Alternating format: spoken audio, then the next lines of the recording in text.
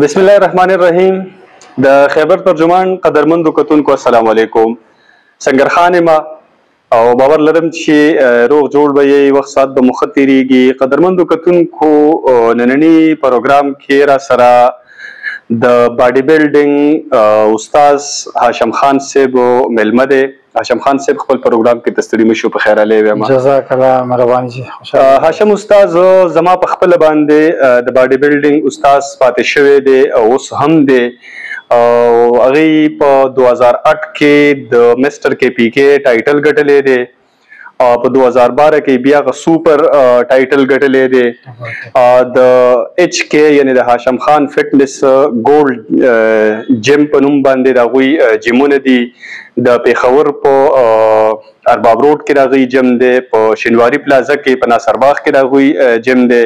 دغه شان نور درې څلور جیمونه دي په پیښور کې.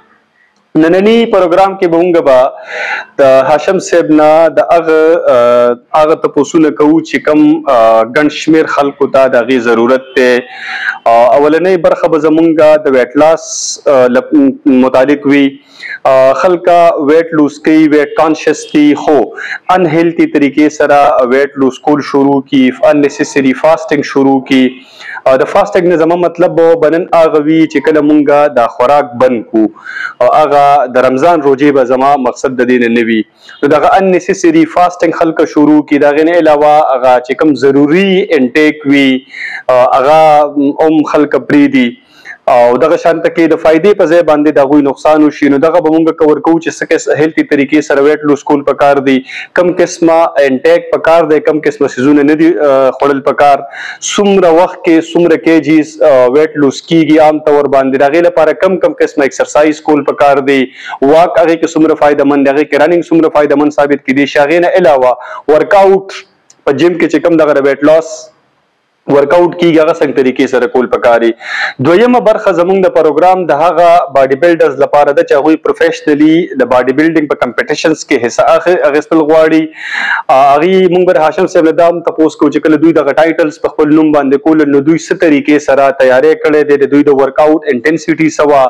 دوی څومره ریپس لګولل، څومره سیټس یې لګولل، څومره وخت یې د دوی نه اخیستی دی. بیا به موږ د هغې نه دا هم تپوس کوو چې د باډي بلډر لپاره یو چې کوم پوسټ ورکاوټ میل دی هغه څنګه پکار دی، پری ورکاوټ میل کم پکار دی، هغې لپاره څومره وخت ایکسرسایز کول پکار دی، د هغې څومره انټنسټي پکار ده، څومره ریپس پکار دی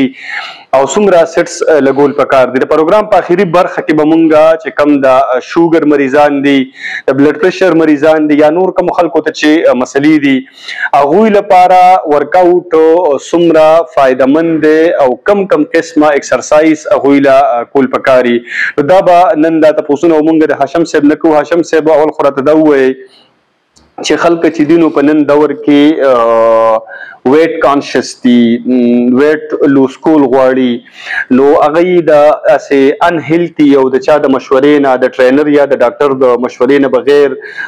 ویټ لوز کول شروع کی. نو په هغې کې یو نقصان دا وشي چې د هغوی د فیټس لاس په ځای باندې مسل لوز کېدل شروع شي، د فایدې په ځای باندې ورته نقصان وشي.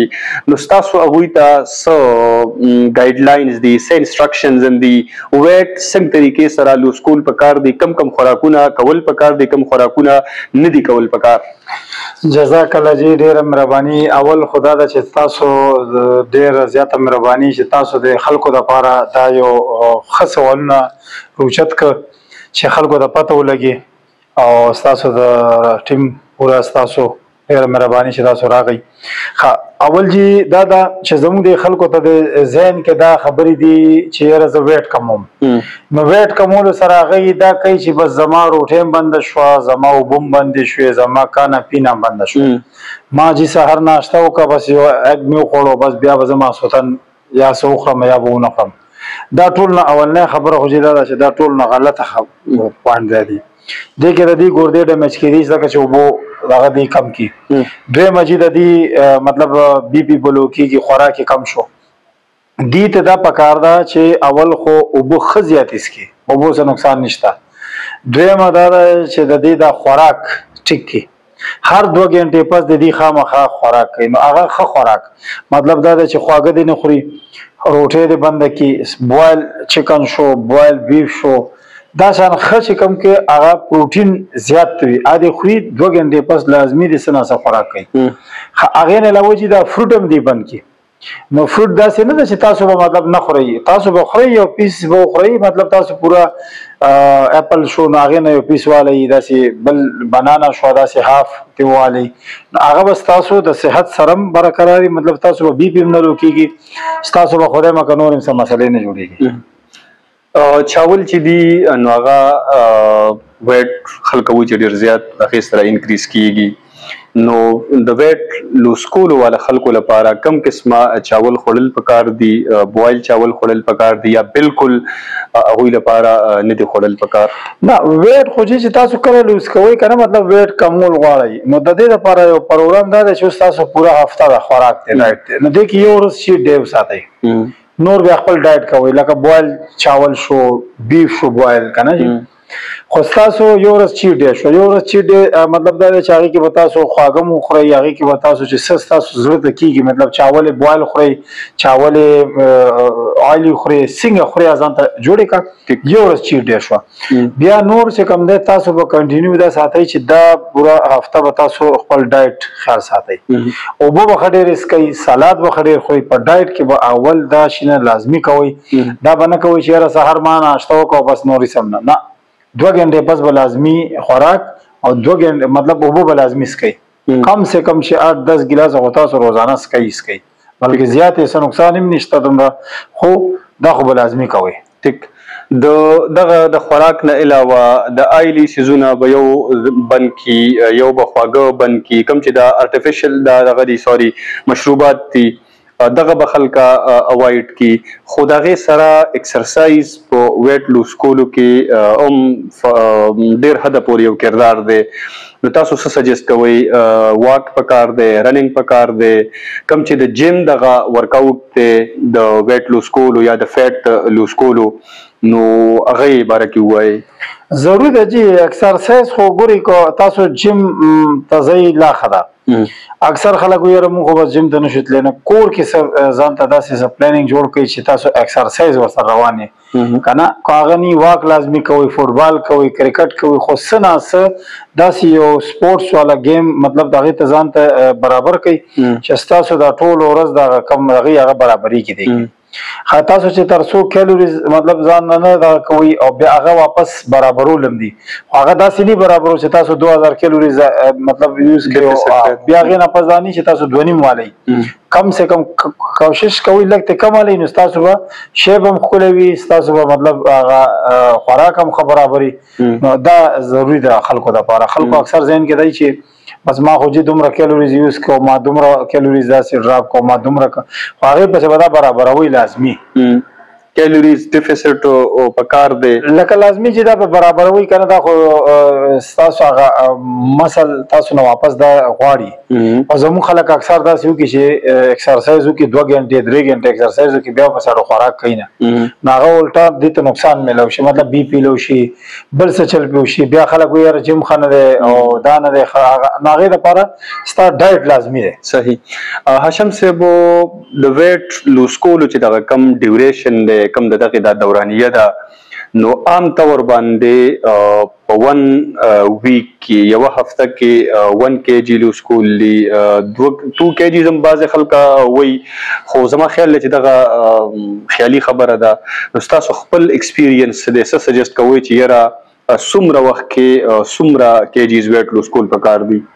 یاره جی د دې ویټ خو اکثر موږ سره هلکان هم راشي که نه، دا ذهن کې دا ستاسو پر چینل باندې به زه دا خبره هم خلکو ته وکړم چې زما ښه ذهن کې دا ده چې ویټ اډو څه معنی نه لري، ستا مین شی چې دی شیپ، چې ته ښه ښکارې، خو مطلب هغه سپورټسمین هر قسم سپورټسمین دی، که هغه هاکي پلیر دی، که کرکټ پلیر دی، که هغه د جیم ته ځي که نه، خو هغه پکار ده چې هغه شیپ ښیي. صحیح. ویټ به چې ګورئ که تاسو هر څومره کم کوئ که نه او ستاسو شیپ ښه ني هم به تاسو ښه نه ښکارئ، او که مطلب ویټ ستاسو زیات وي او ستاسو شیپ ني ښه، نو هغه نو د دې د شیپ څنګه جوړېږي هغه ستا په ډایټ جوړېږي.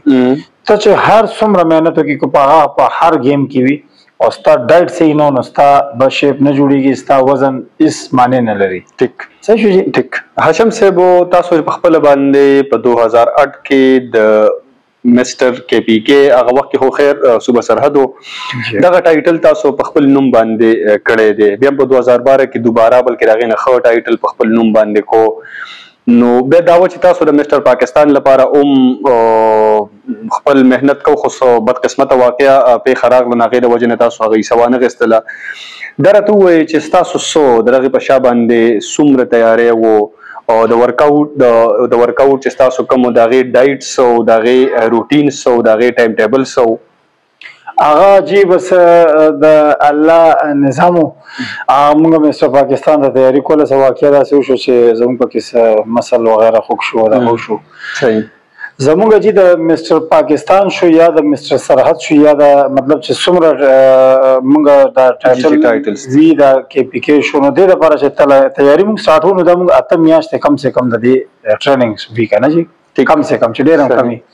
بیا د دې مونږ ټریننګ دی چې مونږ 2 ټیمه ایکسرسایز شي، سحری او بیا ماښامي. خو سر دا خو به هغه چا لپاره چې چا مسل ځال لړي جوړ وکړي جوړي جی خامخا مقابله ته خو چې جی څوک تیاری کوي کنه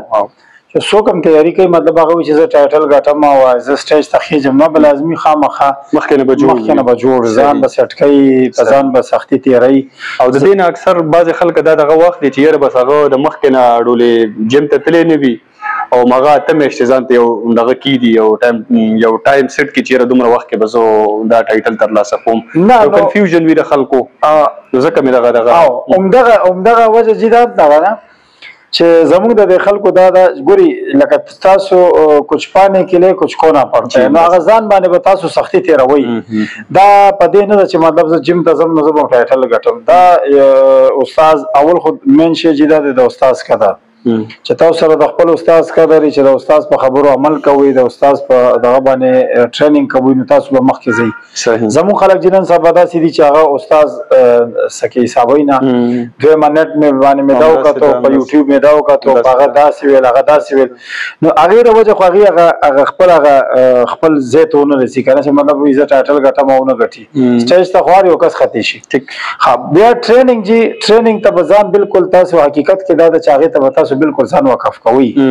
هغه له وګورئ چې خپل ډایټ، هغه له خپل ایکسرسایز، هغه له خپل ټایم دا چې نو باسي نو تاسو بالکل دا شی نشئ کولی. او دا حقیقت کې دا چې دې ته بالکل پاگلپن چې ورته ویل شي هغه شی دا کوي.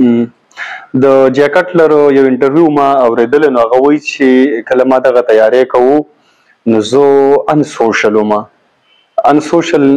مقصد دا و چې لکه زما چې کوم دا سوشل اکټیویټیز دا بالکل ما بند کړي وو، زه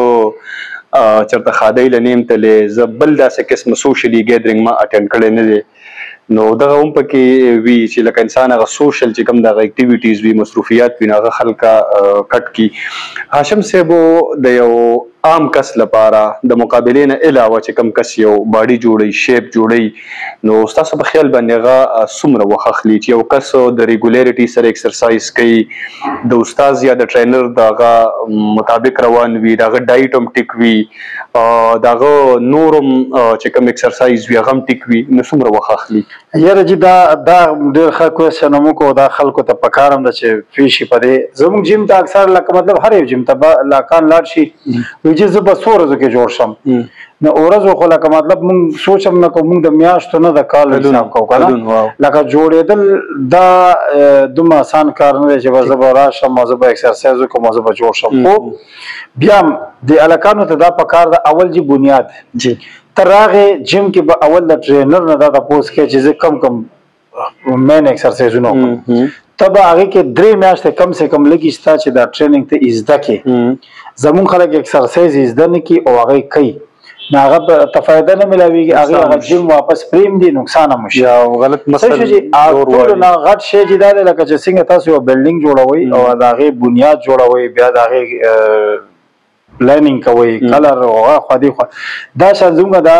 جیم هم دی. نو دا زه ټولو هلکانو ته دا وایم اول خو کم سے کم د ورځو سوچ هم کوي چې ورځو کې به جوړ شم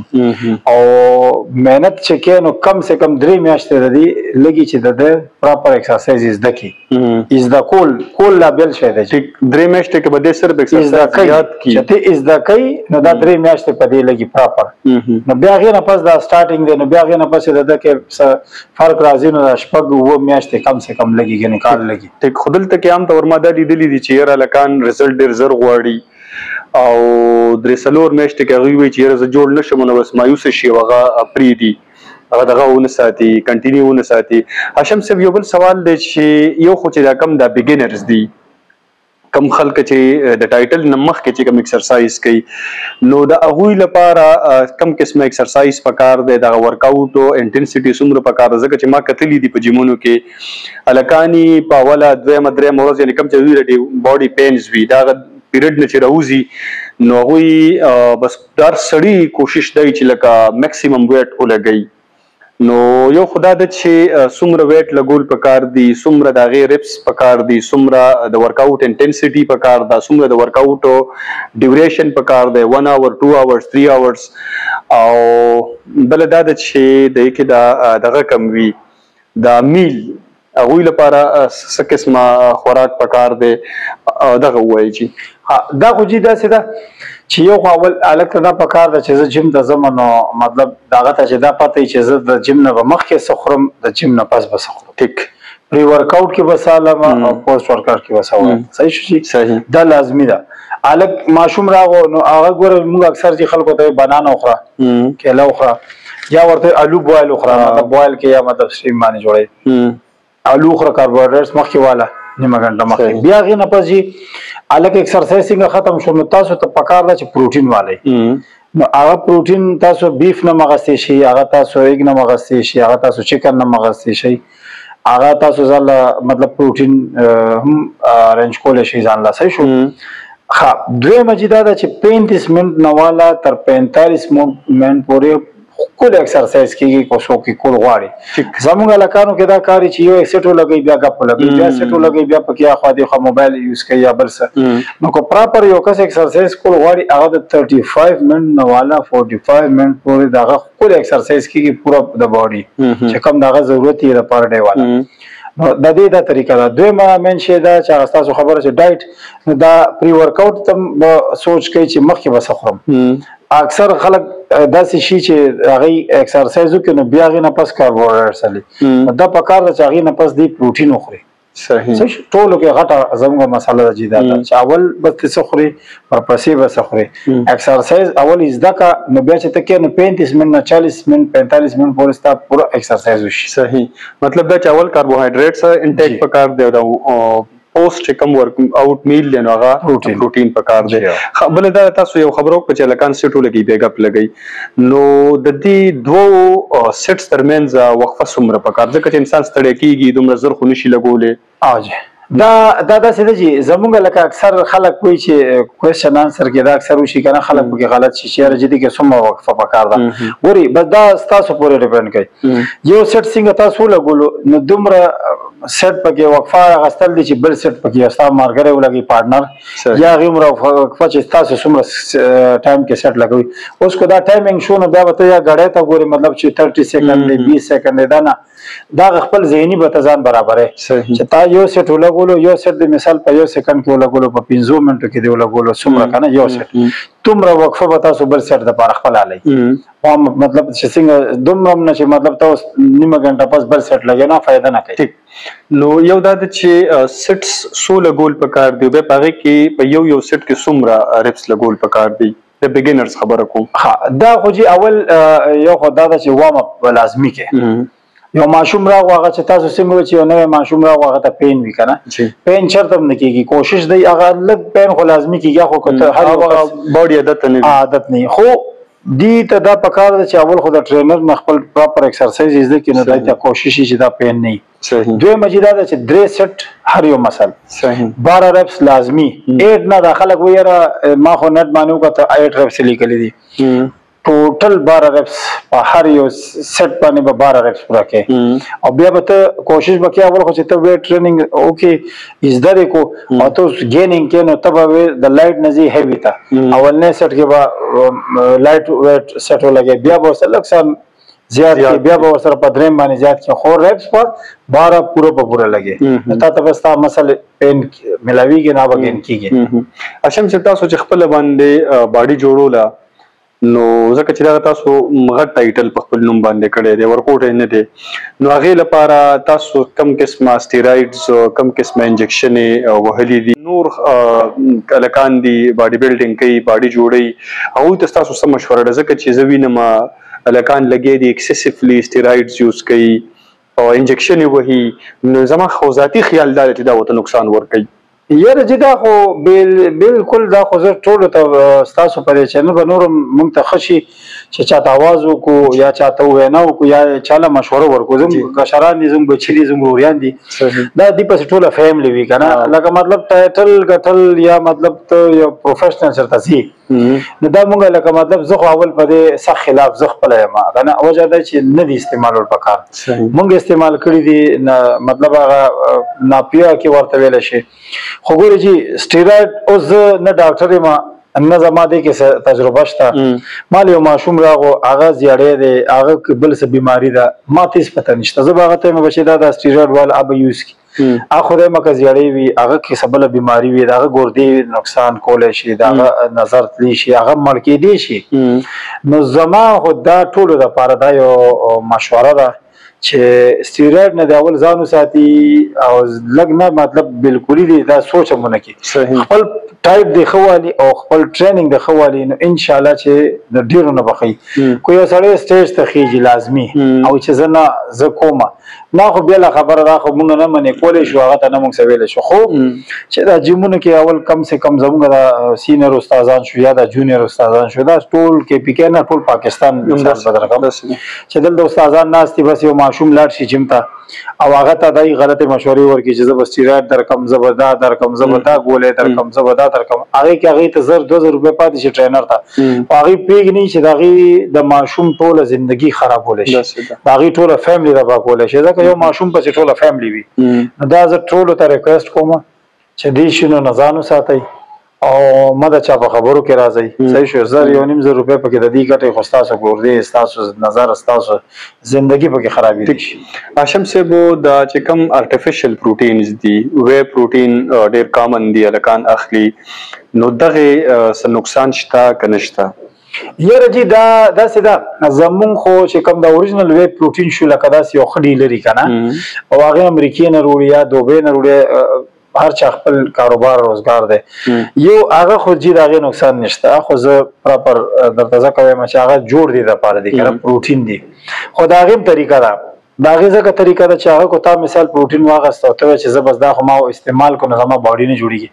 ته به ټریننګ لازمي کې دا ګوري د عامر خان مووي دی وګوري داسې بل دی وګوري هغې هم دا بار بار تاسو ته دا وایي مونږ سینیر باډي بلډران درته دا وایي چې دا پریز او ډایټ اوس تاسو ایکسرسایز نشته او تا پروټین یوز کړئ دا ستا ګردې ډیمیج کولی شي صحیح شو چې تا ته نور نقصانات کولی شي نو پروټین نقصان نه خو اوریجنل صحیح ډیلر نه بالې صحیح کس نه بالې دا نشته چې زه زما کلي کې یو کس دی زما ملګری دی زما پیژنګلو دی ښه ډیلر به پیدا کړي او هغه نه به پروټین والي نو ګران والا خو ښه والا وګڼې اسیم ماله چا نه چې ارزانه دی یا بېکاره دی یا چېرته لوکل علی نو هغه نه ښه ده چې یوز یې نه کړي هغې په ځای خوړل نه دي پکار ښه هاشم صاحبو د شوګر مریض لپاره یا چې کوم د نور بعضې بیمارۍ دي نو هغې کې د ایکسرسایزو ډېر کردار وي د هغې سره پکې کمی راځي هغه تاسو د هغې لپاره کم قسمه ایکسرسایز سجست کوئ د هغې انټنسټي څه پکار ده د هغې ډیوریشن څه پکار دی چې دغه خلکو په دغه چې کوم مرض دی یا بیماري ده په هغې کې کمی راشي دا چې داسې ده الله دې ټولو له صحت ورکړي چې کوم بیماران دي او الله دې ټول روغ جوړ ساتي ځکه چې ټولو ته د بیماري ډېر خراب شی دی زموږ چې دا یو 3 شینه به زه ستاسو په دې کیمرې باندې ووایم کلونجي چې د مرګ علاج پکې نشته زموږ خو پیغمبر صلی الله علیه وسلم موږ ته ویلي دی چې کلونجي مطلب یوز کوي مونږ کلونجي نه یوز کوو صحیح شو چې صرف د مرګ علاج پکې نشته یو دویمه چې زیتون آیل شو صحیح شو چې دا د بیمارانو لپاره خاص کار دی دا اډوکي د چا خوږ دي د چا سم مسل دي مونږ چې زیتون آیل نه استعمالو په بدن لګو نه خورو درېمه ډېره ضروري خبره چې ماسوتن روټۍ وخوري نو حتی چې په غنو باندې وګرځئ مونږ نه ګرځو مونږ واک نه کوو بس روټۍ خوړلې مونږ د شوي دا درې خبرې یو چې دا دی ونیسي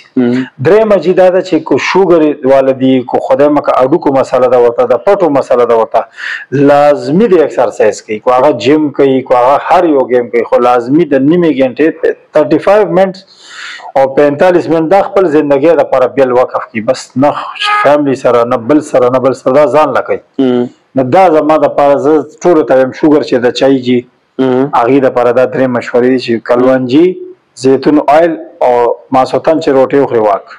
ماتم د زما یو کس ته زی پیجنم نوم نه خپل په کیمرا باندې نو د خلکو ځان له عادت جوړ کړي څنګه چې تاسو چې لکه د عادت جوړول پکار دي ناغو نه یو خبره ما ورېدلې واغه وی چې یاره I can live without wife but I cannot live without work د بس دغه شی ده کنه چې زمون خلکو دا ماین داسې جوړ شو ګوري چې جیم ده کنه یو خبر زموږ د پاکستان کې دا مسله ده چې هر یو کس ما زاول دي زه ما نه د احتساب وشي ما سره د خبرې وشي چې یو کس پراپر جیم جوړي چې هغه سره سټایټلی هغه سره کاری اوس یو کس دی یو الګ دی نه پروفیشنلی نه سبکاری نه سروزګاری مسابره شي او جیم به جوړ کی بني هغه به ماشوم ته غلط خبرې مخې هغه ماشوم ته سرګټ نسوار نه بچ کی زمون کوشش دی دا مونږ ټول ته وایو چې جیم بدنام نه دی خلکو بدنام کړي لکه مطلب دا پراپر د دې پکار د یو قانوني چې څوک جیم جوړي چې هغه رجستر یو سړی نه اجازت والی یو مشري زمون دلته د کې پی کې چې کوم مشران دي د باډي بلډینګ اول خاغي لکه مطلب مونږ سره نه چې بس ځان خپل یو راغونډول کړي کاروبار جوړ کړي د ګینه پراپر زکم د ماشومان د مونږ لږ جیم ته خلک بچی نه را لېږي هغه یریږي په خپل بچو نو زه دا ټول ته دا ریکوست کوم کوم مشران دي کوم پولیس افسران دي کوم چې چا دې سره وی سپورت سره د سپورت وزیر سره یا سپورت دغه چې دا پراپر جیم ته لازمی ماشومان خپل لګي میټریک نه پس خو لازمی لګي ان شاء الله دی به د غلطو کارونو نه ډیر بچي خو خپل نظر باندې ساتي هاشم صاحب تاسو په د یورپین کنټریز کې کتلی بینو ماشومانی هغه خلک الته کې جیم ته دیږي چې کوم هغه هیوی ایکسرسایز خو نه کوي خو چې کوم د ماشومانو لپاره کوم هغه انوایرنمنت په جیم کې دنه جوړي نو هغه ایکسرسایزز کوي خو بدقسمتۍ نه په مونږ کې دغه رجحان خو څه د مخکې نه موجود او څه دغه غلط ټرینرز دغه زمونږ دغه د جیم او د ایکسرسایز چې کوم هغه رجحان په هغې کې مزید کمی راوستو یوه خبره بلې دا کوم چې دا بعضې خلکه دا مین چې کوم روډونه دي دا روډونه چې جوړ وي په دې باندې رننګ کوي نو ما اورېدلي دا دي چې د دې سره په جوړونو کې څه مسلې راځي څه نقصان کیږي نو ستاسو دغې حوالې سره څه انفارمیشن یاره دا خو جی زه ټولو ته وایم اکثر زه ریکویسټ هم ورته کوم چې دا مه کوئ دا دی خپېږي نه او ځان ته نقصان کوي الټا بوري جی پر رننګ باندې صحیح د رننګ په کار دی خو هغه ځای کې چې کوم ځای کې ډېر زیات ګایاوي مطلب یا نستا شو واخوي کنه مطلب چې هغه ستا ټیک نه ستا لازمي ګوري فرق کوي دا خو ګوري چې لکه مثال د اډو کې خپلو کې ته جنګې نو دا پریشر پې راځي په دې باندې خلک په دې باندې پوهېږي نه ټیک نو موږ اکثر خلکو ته دا وایي چې ګوري او بله دا ده چې ته کله کم مسل ته لګې نو هغه به کمیږي زموږ خلک ایکسرسایز کوي ایبس نه لګوي ایبس ایکسرسایز نه کوي دا کور کې هر چاته پکار ده په نیټ د ځان له ایبس ایکسرسایز روباسي د ټرینر نه دی زده کي په یوټیوب هم شته دا ایبس ایکسرسایز پکار ده ډیلی چې کوي ډایټ خپل خیال ساتي بل دا چې د رننګ په سړکونو باندې دا لکه الټا نقصان ورکوي فایده خو نه ورکوي زما خو دې باندې سخته ښه دی ټیک هاشم صاحب ډېره زیاته مننه وخت هم راکو دغه زموږ کتونکو سره هم دغه معلومات شریک کړل هغه معلومات دي چې هر انسان ته د هغې ضرورت دی نه هغه خلکو ته چې هغوی سره په باډي جوړي او پروفیشنلي باډي بلډینګ په کمپټیشنز کې حصه اخلي ګرانو کتونکو د هاشم صاحب سره به زموږ دغه سلسله روانه وي د هغوی نه به مونږ وخت په وخت باندې دغه تپوسونه کوو د هغوی سره به زمونږ چونکې بیا لپاره به مو سره په یو دغه پروګرام وي چې پروفیشنلی باډي جوړولو لپاره څه کول پکار دي، د هغې نه علاوه د ویټ لاس لپاره څه کول پکار دي، د هغې نه علاوه داسې نورو د دوی چې کوم د ایبس د ورکاوټ خبره وکړله، نو دا خبره به دې باندې به هم مونږ یو ځان له پروګرام کوو چې په کورونو کې خاص طور زمونږ د دې پښتنې معاشرې زنانه چې دي نو هغه جیمونو ته نشي تللی، نو څه په کور کې لکه تاسو د ویټ د لوز کولو لپاره د ایبس کم قسمه ایکسرسایزز لګولی شئ، نو هغه به انشاءالله هاشم صاحب هغه ایکسرسایز لګوي او هغه به مونږ ریکارډ کوو، د وخت سره سره به دوی هغه انټرویو پکې هم راځي د دغه ایکسرسایز سره، هغه سلسله به روانه وي. دا خپرونه په دې ځای باندې سرته رسي، په بل پروګرام کې به لیدل کتل کېږي، تر هغه وخته پورې په لوی الله سپارم، خوشحاله اوسئ. الله حافظ، مهرباني.